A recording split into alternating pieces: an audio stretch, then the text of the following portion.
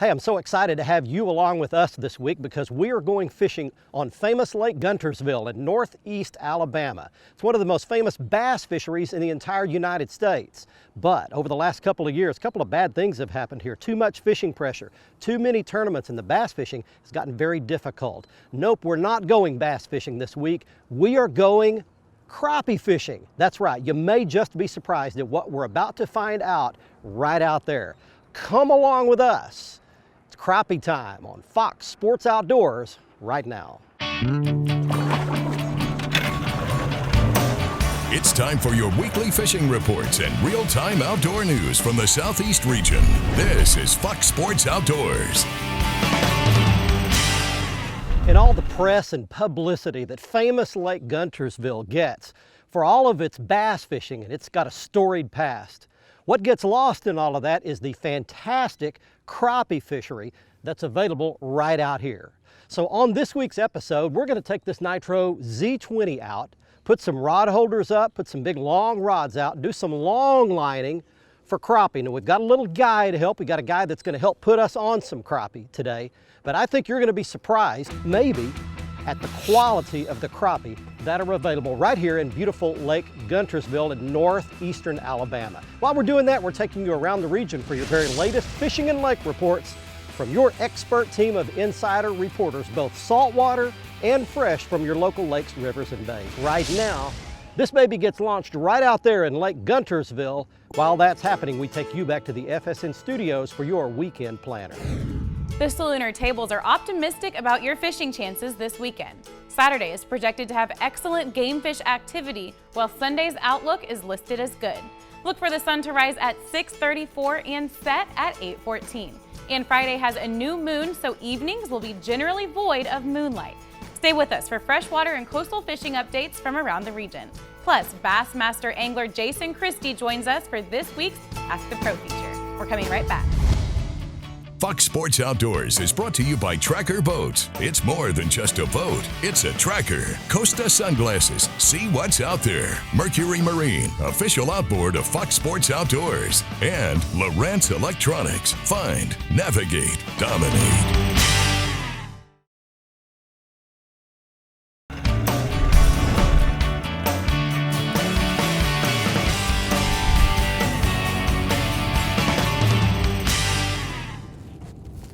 Fish on, fish on, fish on, fish on, fish on right here. Oh yeah, there we go. It's a good pull. Look at him bend that big old rod. 11-foot rod. All right, well, we've made it out on Guntersville, and I'll tell you this, this is a great big lake. It's 69,000 acres, biggest lake in the entire state of Alabama. It's 75 miles long. Tried to be kind of easy with this fish. I got light line on here. He comes up right here. And there's just a lot of place on this lake to fish. All right, we got to start. I'm long lining out here today. And that's a beautiful slab crappie right there. Good size. I don't know, that fish should go 1.5 pounds, something like that probably. Caught him on a little Bobby Garland right there. I'll show you all the colors and styles when we get done. What I'm doing is I'm controlling the boat with my Motor Guide XI5 trolling motor with the remote control here, and I'm just steering my way along, and I'm watching my screen, and I've got speed over ground set up on my Lowrance HDS up there in the front, and I'm staying about 0.8 to 1.0 miles per hour, and I'm just trolling my way through back and forth, and I'll tell you more about the subtleties of this in just a little bit. But I'm letting the fish go back today. I'm a long ways from home. We're not out on the main lake, not on the main Tennessee River channel. We're back in a bay, and we're picking apart this bay and figuring out where these fish are that are residents here. They just live here year round. Let's get you started with some fishing and lake reports right now from where you live. Hey folks, it's time for your Carolinas report, brought to you by the Dead Dog Saloon, located on the Marsh Walk in Murrells Inlet. We're the choice for all the locals. Make sure you come by. Open breakfast, lunch, and dinner. Come out and hang out with us, and make sure you put it on a list of your destinations to visit where you're in the Grand Strand area.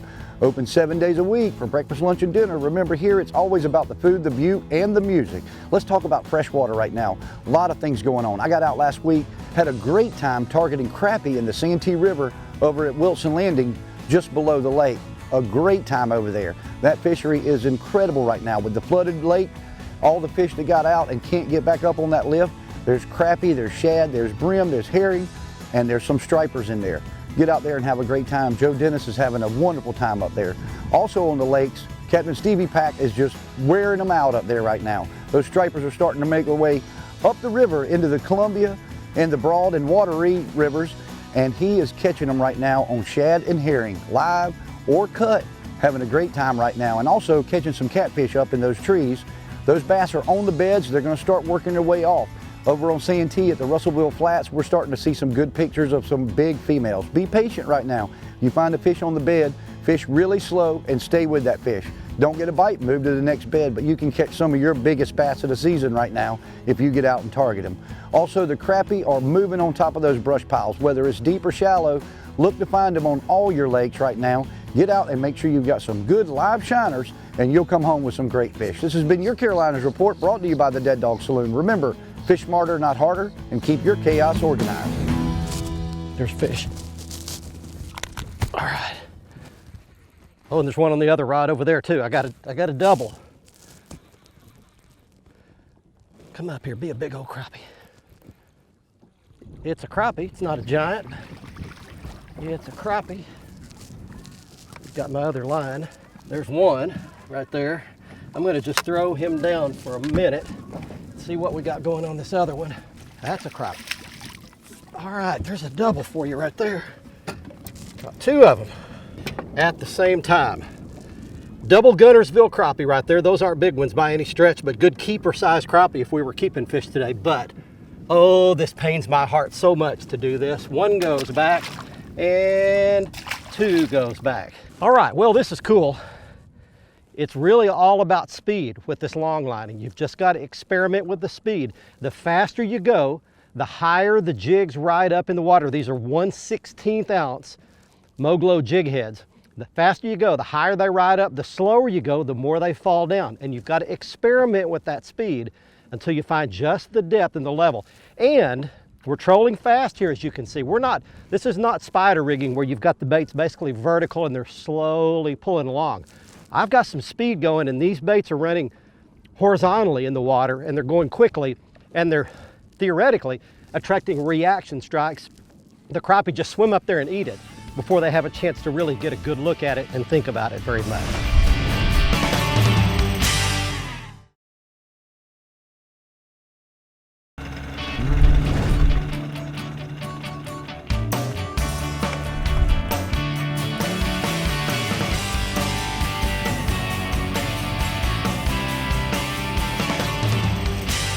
Fish.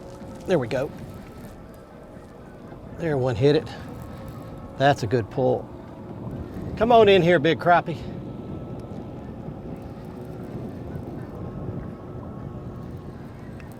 A lot of line out. I'm on this long line, and I'm making a big long cast with this big 14-foot rod behind the boat, so it's going back there, and I'm letting it go back about 20 yards or so. So I'm actually trolling a pretty good distance back. Oh, that's a big crappie. I got him. Oh man, look at this dude. Look at that crappie, man. All right, look at the fat belly on it. I'm gonna, real quick, stick it on the scale just to have some idea of what this fish weighs. 115, roughly. So basically it's a 2-pound crappie. That's what a legitimate 2-pound crappie looks like right there. All right. Again, it kind of breaks my heart, but we're putting them back today. All right, you know, this is a really cool way to catch crappie, and it's a very efficient way.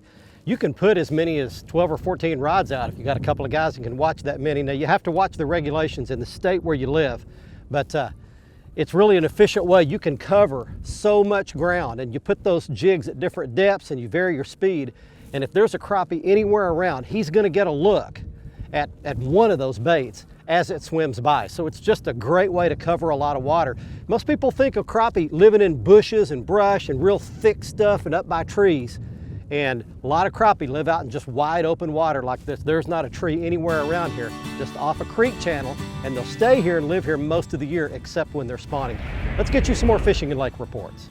This part of the program is brought to you by MirrOlure, the right tools to catch them. From topwater plugs to subsurface models to deep running lures like the deadly Heavy Dean. Turn on the bite anytime. Tie on a MirrOlure. Well, spotted sea trout fishing has really kicked off along the entire Mississippi Gulf Coast. They're catching big trout. These are 1 to 3 pound average fish. There's lots of 3s and 4 pounders, and there's reports of fish up to 7 pounds. They're catching them all on the coast from Bay St. Louis to Pascagoula and over into Alabama too. A lot of people working along the beaches are catching these fish. Wade fishermen along working the surf areas early in the morning and late in the afternoons, and anywhere there's rocks, any kind of jetty rocks are really producing a lot of fish. Cobia also are beginning along the Gulf Coast. The weather's been a little bit difficult for them to go consistently. When the guys can get out, they're catching plenty of fish around the barrier islands of Mississippi, also in Alabama. The fish are moving to the west from Florida. These are most of the fish that are being caught are that 20 to 30 pound fish, but there's been some huge fish seen around some of the oil rigs. There's been some videos on the internet showing fish 60, 70 pounds looking down on them from guys on the oil rigs. So those bigger fish are there. In Georgia, Captain Tim Cutting in St. Simon's Island tells me triple tail fishing has been good along the beach. It's a sight fishing and casting to individual fish. And the black tip sharks are just starting to show up. These are 80 to 125 pound fish. They're behind the shrimp trawlers, and that fishing is going to get better and better as we get toward June. Welcome to the Alabama, Georgia, and Mississippi Freshwater Fishing Report. This week's update is sponsored by Lake Guntersville, Alabama. Boasting 69,000 acres of clear blue perfection, the area offers hotels, lakefront cabins, public boat ramps, and restaurants. If you prefer big fish in a big pond, Guntersville is the right destination. www.fishguntersvillelake.com. Now, May is one of the best times of the year to be on the water in the southeast. The weather's great and the fish are cooperative. That's especially true of the largemouths that are coming off the spawn and they're hungry. A good place to test this hypothesis in east central Mississippi is 138-acre Neshoba County Lake. It's topwater time for the bass in this shallow state fishing pond. The lures to be throwing for explosive strikes around the grass beds are frogs or buzzbaits early in the day. Now, Neshoba has given up a number of 10-pound largemouths in recent years, including a 14-pound lake record fish. Georgia's Ogeechee River is famed for its redbreast action, and right now is the time to try this fishing. The place to target are the eddies along the current. You want to be fishing with worms, crickets, or popping bugs to fool these redbreasts. On Alabama's Lake Guntersville, the shad are spawning and the largemouths are attacking them on the surface. Throwing Zara spooks or pop-ars early in the day are good bets, and you can also try a spinnerbait a little later. Fox Sports Outdoors is brought to you by Academy Sports and Outdoors. Right stuff, low price, every day. Lose, fueled by passion, driven by innovation. Feel the difference. Gene LaRue and Bobby Garland Lures. With our baits, a good day of fishing is in the bag. And Strand Fishing Lines, the standard of dependability.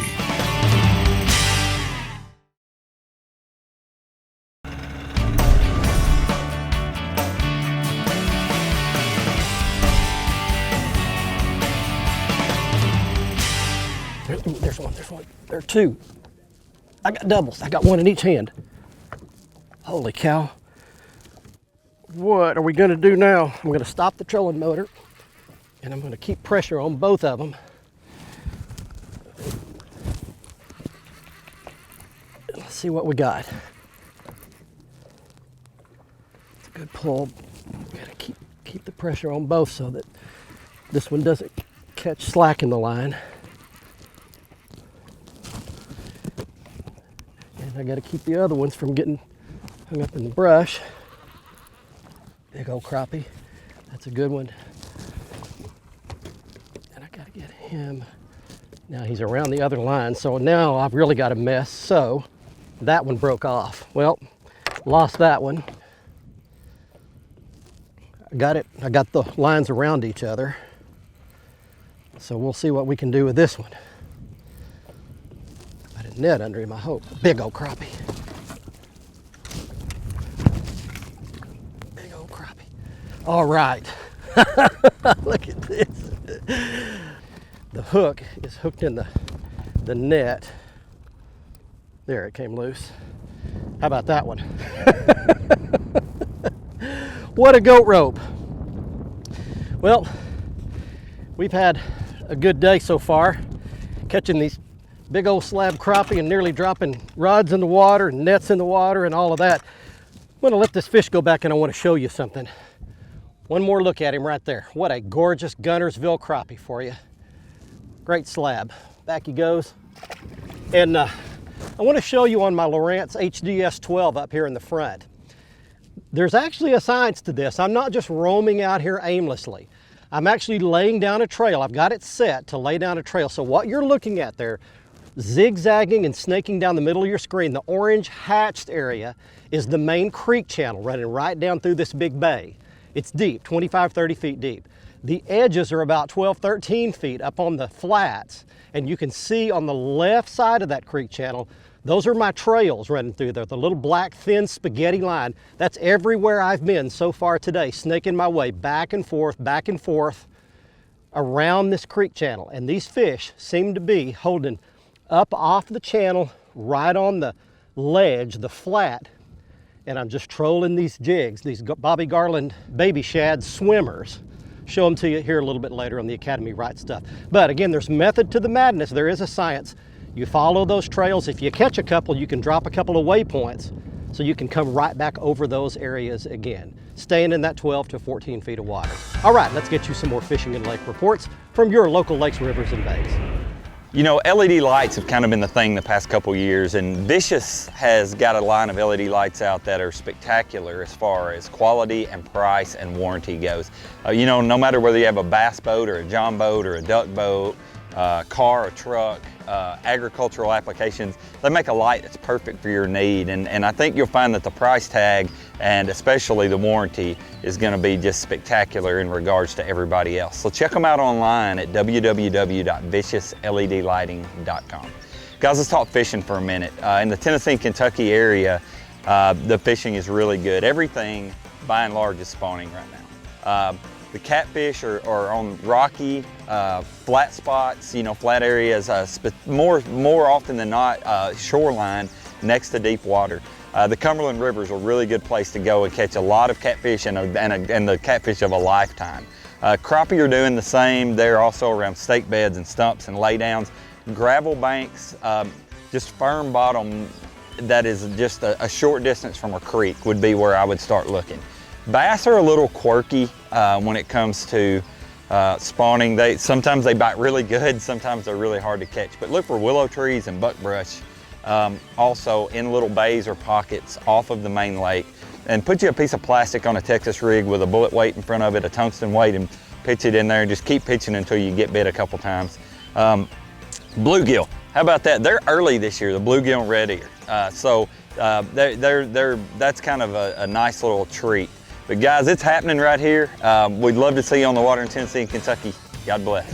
Be sure to join Fox Sports Outdoors again next week, Thursday night at 6, or catch the repeat airing Sunday morning at 8:30. And you can always watch the latest episode in full HD on the front page of our website at foxsportsoutdoors.com. Plus, catch up on all past episodes by clicking the archive button, and see lots of how-to and product videos by clicking the how-to button. Also, stay up to date with the latest fishing news, videos, and photos by clicking the follow button on our Twitter feed. And get lots of that same info by clicking the like button on our Facebook page.